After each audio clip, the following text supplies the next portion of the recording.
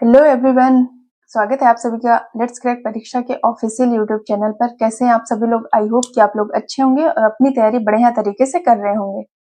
और आज है 2025 साल का आखिरी दिन।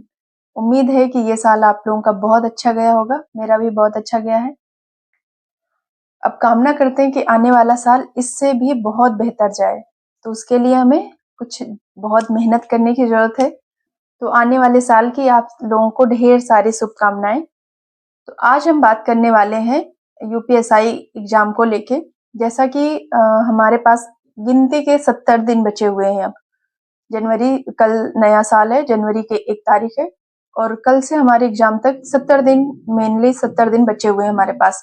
अब इन 70 दिनों में हमें अभी तक हमने कितना सिलेबस पढ़ लिया है, हमारा कितना बचा हुआ है, ये सब हमें खुद ही पता होगा कि हमने कितना कवर किया है, कितना बाकी है अभी।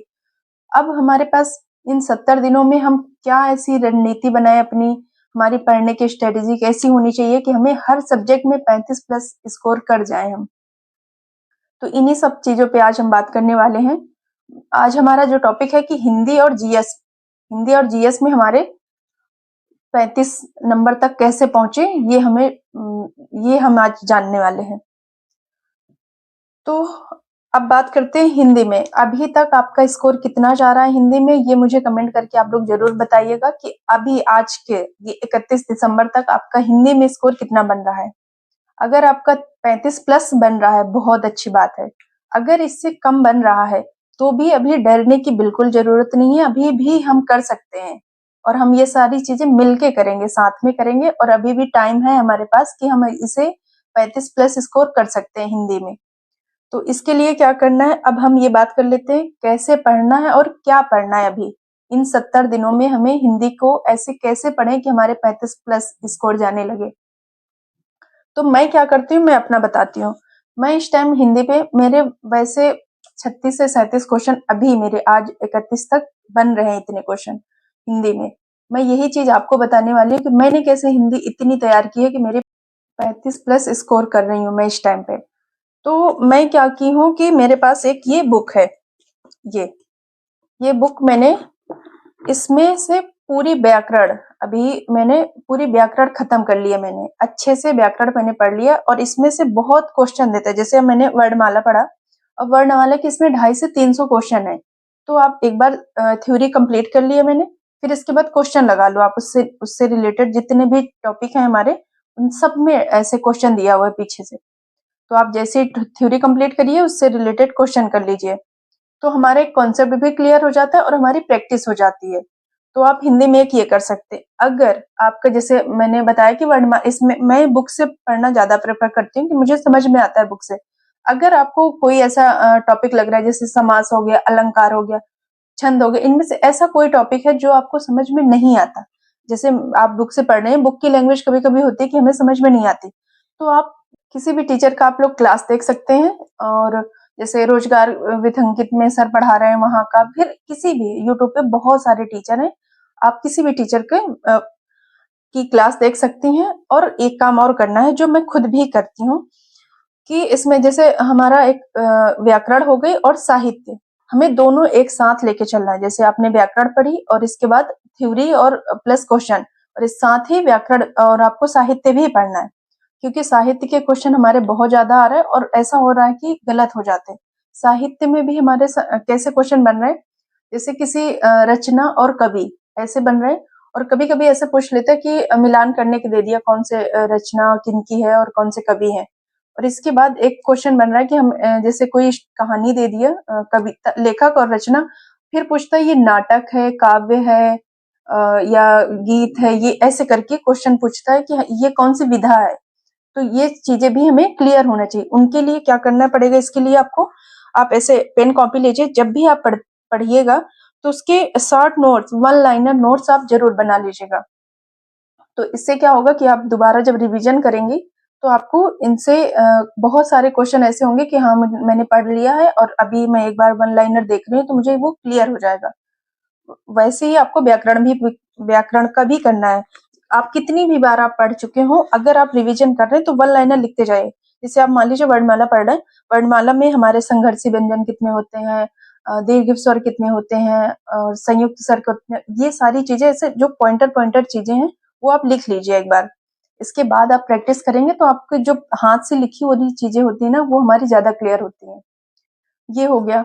अब इसके बाद मैं क्या करती हूँ कि इस टाइम जैसे मैंने बताया ये मेरा कवर हो गया। अभी मैं 1 तारीख से, ये मेरा है एक और बुक है हिंदी की प्रीवियस ईयर बुक, अब मैं इसे शुरू करने वाली हूँ। इसमें क्या है कि इसमें मिक्स क्वेश्चन दिए हुए हैं, टॉपिक वाइज टॉपिक है, तो मैं 40-40 क्वेश्चन पूरे इसकी पीपीटी तैयार कर रही हूँ। मैं चाह रही हूँ कि आप लोग साथ में पढ़ें, जैसे मैं पढ़ूंगी वैसे आप लोग भी साथ में पढ़ें। तो इसको मैं लाइव करूंगी, तो आप लोग 9 बजे लाइव जुड़ना बिल्कुल मत भूलिएगा। और जितना भी इससे क्या होगा कि हमारा रिवीजन हो जाएगा, और रिवीजन भी कैसा होगा कि हमारे प्रीवियस ईयर आए हुए क्वेश्चन है, तो हमारे लेवल क्या था, कौन से टॉपिक से कैसे क्वेश्चन बन रहे थे, ये सारी चीजें इसमें क्लियर होंगी। अब बात करते हैं, इस तरह आप अगर पढ़ रहे हैं ना, डेली एक एक टॉपिक ले लीजिए, क्योंकि अभी अगर जनवरी तक भी आप सिलेबस में अगर कोई ऐसा टॉपिक बच रहा है जो आपको समझ में नहीं आया, क्योंकि देखिए हिंदी ऐसा सब्जेक्ट है कि सब लोग 38-40 ऐसे स्कोर करने वाले, इससे नीचे कोई नहीं करेगा, तो उतना आपको भी बना के चलना है। इसके लिए आप ऐसा सब कर सकते हैं। इसके बाद अब बात कर लेते हैं हम जीएस की। तो जीएस कैसे पढ़ना, जीएस में हमें इस टाइम मूल विधि और पॉलिटी, इन दोनों सब्जेक्ट पे ज्यादा ध्यान देना है। बाकी सारी चीजें भी पढ़नी है, ऐसा नहीं कि उन्हें नहीं पढ़ना, लेकिन इन दोनों पे ज्यादा ध्यान देना है। और हमारे लिए कोई भी सब्जेक्ट नया नहीं है, क्योंकि अगर हम यूपीएसआई की तैयारी कर रहे हैं तो अब आ गया है जनवरी, अब जनवरी से फरवरी 2 महीने का हमारे पास टाइम है। अब हम इसमें ये नहीं बोल सकते कि हमने मूल विधि पहली बार नाम सुना है, या फिर हम परसेंटेज मैथ में पहली बार सुन रहे हैं, मूल विधि में प्रस्तावना क्या है ये पहली बार सुन, ऐसा बिल्कुल नहीं है। ऐसा तो है ही कि आप लोग 1-2 बार पढ़ चुके हैं। अब ये जनवरी का जो सेशन चल रहा है, ये हमारा उन टॉपिक पे ध्यान देने के लिए है जो हमें ऐसा लगता है कि ये टॉपिक हमें आता है, लेकिन क्वेश्चन हमारे बिगड़ जाते हैं, इससे क्वेश्चन करने में हमें इस टॉपिक से प्रॉब्लम हो रही। तो मूल विधि में क्या करना है कि हमारे जितने एक्ट हैं, इम्पोर्टेंट एक्ट हैं, तो इम्पोर्टेंट एक्ट में मतलब आप एक बार क्लास जरूर लेना। मूल विधि की ऐसी कोई बुक से, आप कितनी भी अच्छी बुक ले लीजिए, अगर आप बुक से पढ़ने तो आपको एक बार में समझ में नहीं आएगा। तो मूल विधि के लिए क्लास लेना बहुत जरूरी है। अब क्लास आप यूट्यूब पे बहुत सारे टीचर हैं, जिनकी भी आपको लैंग्वेज समझ में आए, समझाने का तरीका समझ में आए, आप वहां से कर सकते। मैंने रोजगार से किया था, रोजगार विथ अंकित ऐप में जो राम सर पढ़ाते, मैंने उनसे किया था। और उनसे पढ़ने के बाद मैंने मूल विधि पढ़ा है। क्लास जो मैंने की है वो मैंने क्लास का नोट्स बना लिया, एक शॉर्ट्स नोट्स, ये सारे मेरे एक्ट कंप्लीट हो चुके हैं, तो उनका मैंने नोट्स ऐसे तैयार कर लिया है। अब मैं क्या करती हूँ, अब मैं जैसे कोई ऐसा इसमें मैंने लिख लिया, अब मैं प्रीवियस ईयर क्वेश्चन लगाती हूँ जो एक्ट से। इस साल में हमारे लिए जो नया है वो है वीएनएस, तो उसको वीएनएस को छोड़कर बाकी जितने एक्ट है वो हमारे सेम है। तो उन एक्ट को कैसे रिवीजन करना है इस टाइम पे, जैसे अब मैं जितने भी एक बार क्लास से मैंने नोट्स बना लिया, क्लास कर लिया।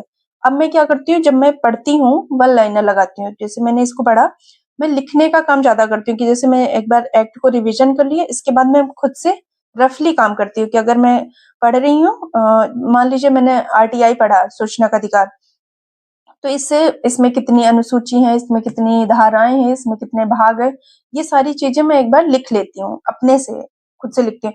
और फिर इसमें कौन सी धारा में परिभाषा दी गई, कौन सी धारा में परिभाषा दी गई है, कौन सी धारा में किसी पदाधिकारी की नियुक्ति दी गई है, किसी में ऐसा है कि दंड दिया गया, ये सारी जो धाराएं होती है वो हमारे लिए बहुत इंपॉर्टेंट होती है, तो मैं उनको नोट डाउन कर लेती हूँ। हमारे लिए एक्ट तो पूरा इंपॉर्टेंट है, लेकिन मेन हमारे क्वेश्चन कहाँ से बन सकते हैं वो चीजें मैं अपने से खुद रफली नोट्स बना लेती हूँ।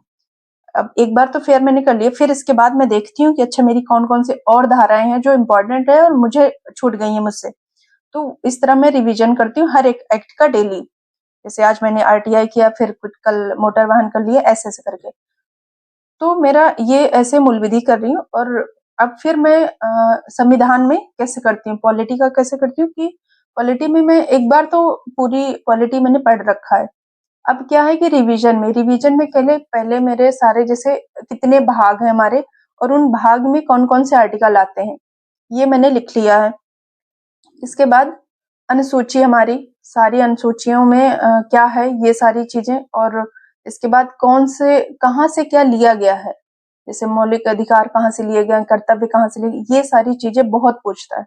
तो ये हमारे एकदम से क्लियर होना चाहिए। एक नोट्स बना लीजिए, उसको डेली रिवीजन करिए। इसके बाद आर्टिकल, हमारे जो इम्पोर्टेंट आर्टिकल हैं वो सारे आर्टिकल, संशोधन, ये ऐसी इम्पोर्टेंट चीजें हैं जो क्वेश्चन इनसे आना फिक्स है। तो ये एक अलग हो गया कि इतना तो आना ही आना है हमें। इसके बाद फिर जैसे केंद्र और राज्य के बीच में संबंध, ये काफी चर्चित टॉपिक रहता है कि हमेशा इससे क्वेश्चन बनते हैं। और पार्लियामेंट हो गया, और परिषद हो गया, पंचायत हो गया, इन सारी चीजों से क्वेश्चन बनते हैं। तो मेन टॉपिक हमें एक बार रिवीजन भी कैसे कि शॉर्ट नोट्स, वन लाइनर जो नोट्स होता है उसके फॉर्म में हमें रिवीजन करना है। इस तरह अगर आप पढ़ते हैं, इस स्ट्रेटेजी के साथ पढ़ते हैं, तो आपके बिल्कुल है कि जीएस में भी अच्छा स्कोर कर पाएंगे। अभी अगर 15 से 20, 20 से 25, अभी अगर आपके 20 से 25 क्वेश्चन बन रहे हैं ना, तो भी आपके स्कोर बहुत अच्छा बढ़ जाएगा अगर इस तरह से आप पढ़ाई करते हैं। और डेली भी आप, हम साथ में पढ़ाई कर रहे हैं, तो इस डेली बेसिस पे मैं टारगेट बनाऊंगी जो मैं खुद भी फॉलो करूंगी। और मैं आपको 9 बजे तक, जैसे कल का जो टारगेट होगा वो आज शाम को 9 बजे तक आपको मिल जाएगा। तो आप जब सोने से पहले उस टारगेट को आप एक डायरी में लिखिए कि मुझे सुबह उठ के ये चीजें कंप्लीट करनी। आप कब पढ़ रहे हैं, कैसे पढ़ रहे हैं, वो आप पे डिपेंड है, लेकिन उम्मीद मतलब एक के चलना है कि मेरा जो आज का टारगेट है वो मुझे सोने से पहले कंप्लीट करना है एक बार। तो अगर आप ये करके 70 दिन भी अगर इस स्ट्रेटेजी के साथ पढ़ रहे हैं, तो आपका बेशक है कि 100% आपका स्कोर बढ़ेगा। उम्मीद है कि आपको वीडियो अच्छी लगी होगी। अच्छी लगी है तो चैनल को सब्सक्राइब जरूर कर लीजिएगा, वीडियो को लाइक कर दीजिएगा, और डेली इसी तरह साथ में पढ़ने के लिए चैनल को सब्सक्राइब करके बेल आइकन जरूर प्रेस कर लीजिएगा, जिससे आपके पास नोटिफिकेशन पहुंच जाए और हम लोग मिलके तैयारी करते हैं। अभी भी देर बिल्कुल नहीं हुई है और हम कर सकते हैं।